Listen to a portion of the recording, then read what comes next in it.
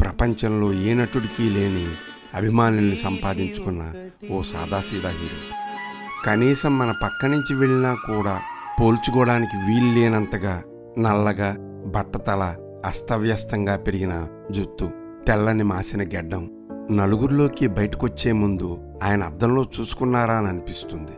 కొన్ని కోట్ల వ్యాపారానికి ఆయన పెట్టుబడి. ఆయన 10 మందిలోకి వచ్చినప్పుడు నేలబారు మనిషిలా తెల్లటి చొక్కా, తెల్లటి పంచెతో అభిమానుల్ని, ప్రజల్ని ఆకట్టుకుంటారు.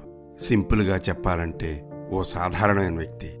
ఆయనే మన సూపర్ స్టార్ రజనీకాంత్.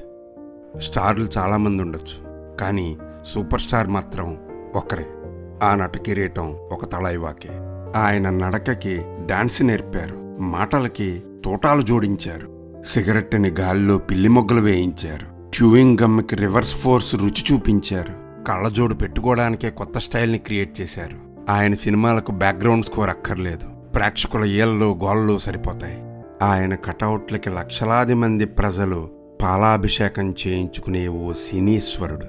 50 ఏళ్ల క్రితం అంటే 1975లో ఆయన కె బాలచందర్ తీసిన అపూర్వ రాగంగల్లో వెండి తెరపై విలన్గా ప్రవేశం చేశారు.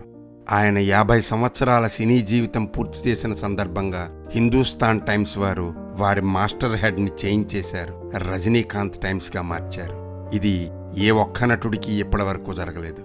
నాటి నుండి నేటి వరకు సూపర్ స్టార్గా నిలిచారు.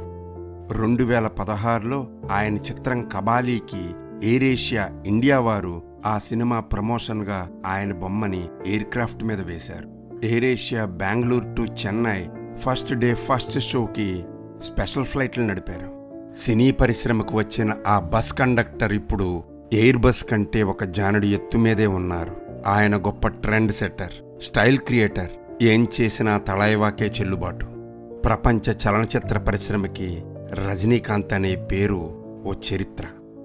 ప్రేమ, అనురాగం, అధికారం, సహనం, ఓర్పు వంటి ఎమోషన్స్కి ఆయన నవ్వు ఒక బాక్స్ ఆఫీస్.